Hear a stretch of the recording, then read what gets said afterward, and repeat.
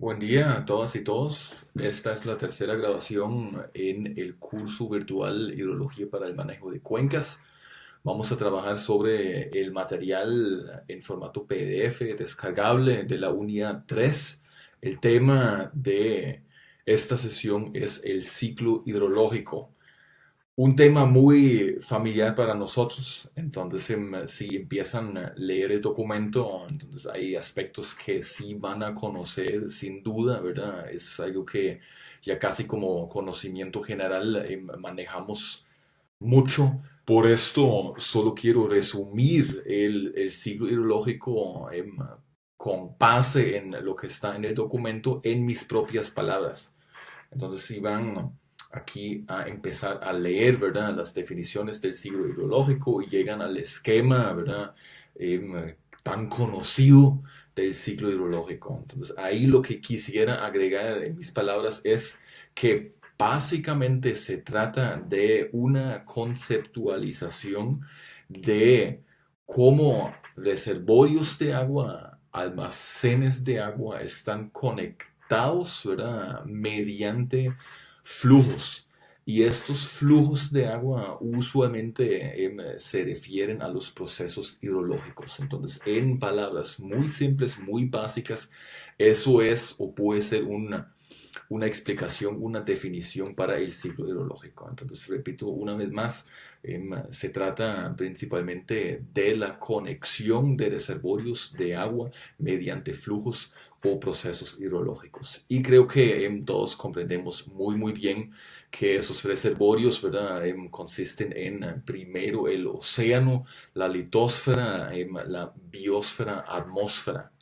Y esas esferas están conectadas mediante los procesos hidrológicos, como precipitación, evaporación, transpiración, escorrentía y algunas particularidades de estos grandes componentes del ciclo hidrológico.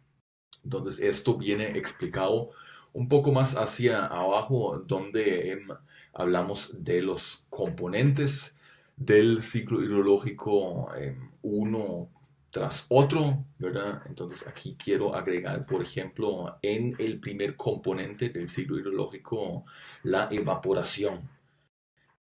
En la cuantificación del ciclo hidrológico, que es el balance hidrológico, usualmente no implementamos la evaporación, sino un compuesto de procesos que es la evapotranspiración. Simplemente por el hecho de que se trata de una pérdida en el balance.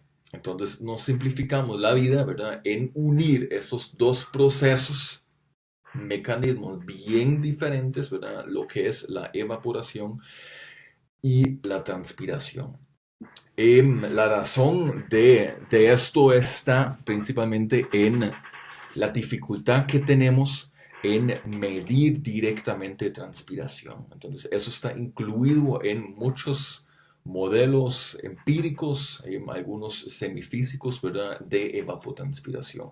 Pero, nada más para acordarles una vez más, son procesos hidrológicos bien diferentes. Y ahora agregando al número de 10% del agua que se incorpora a la atmósfera por la vegetación, las plantas, los seres vivos, ¿verdad? Que es la transpiración. Ese número se ha revisado últimamente y más bien se ha corregido hacia abajo. Entonces, por diferentes tipos de métodos novedosos, nos dimos cuenta que ese flujo en el balance global, en el ciclo hidrológico, es mucho más importante de lo que inicialmente se creó hasta hace poco. Entonces, ese número, ¿verdad? Más bien hay que corregirlo, ¿verdad? Hacia casi los 50%, más o menos un error de 20%, pero están definitivamente, significativamente por encima de los 10% que se reportan aquí en el documento. Y se lo menciono esto porque esto es algo reciente, ¿verdad? Salido en varias publicaciones en los últimos 2 3 4 años en revistas internacionales de mucho peso como Nature y Science. Entonces, aquí luego sigue el punto número 2, la condensación, que es la base para formar precipitación, ¿verdad? Hay otros mecanismos en la formación de precipitación, pero en tanto detalle aquí no entramos. Quiero nada más mencionar, redondeando lo que está aquí, que precipitación, ¿verdad? Es la palabra, el término formal que incluye, ¿verdad? El agua que nos llega hacia la superficie en forma líquida, pero también en forma sólida. Las dos, lluvia y nieve, ¿verdad? Están unidos en el término de precipitación. Si agua precipitada llega a la superficie y no escurre, puede suceder el proceso de la infiltración. Entonces, eso usualmente es un proceso vertical, ¿verdad? Desde la superficie de los suelos hacia abajo. Luego sigue percolación, que eso ya hablamos en un capítulo anterior, puede eventualmente llegar a recargar los acuíferos. Entonces, aquí ahora tienen el proceso hidrológico de la infiltración y mucho depende de las características físicas del suelo, ¿verdad? Para determinar la cantidad de agua que realmente infiltra. La parte del agua que no infiltra puede escurrir directamente según gradiente hidráulica hacia o el próximo cauce, ¿verdad? Tributario que finalmente, ¿verdad? Conforma el agua, el caudal de los ríos, llegando hacia la salida de una cuenca. Aquí quiero mencionarles que se diferencian diferentes formas de cómo se genera la escorrentía. El primer mecanismo acabo de mencionar es la generación de escorrentía superficial. Entonces, agua que no infiltra, ¿verdad? Escurre o puede escurrir, no necesariamente superficialmente, ¿verdad? Y se incorpora al próximo cauce. Pero también agua ya infiltrada en el suelo se puede mover, ¿verdad? Lateralmente de acuerdo a la gradiente por diferentes estratos. Entonces hay una generación de escorrentía superficial, pero también subterránea por diferentes estratos.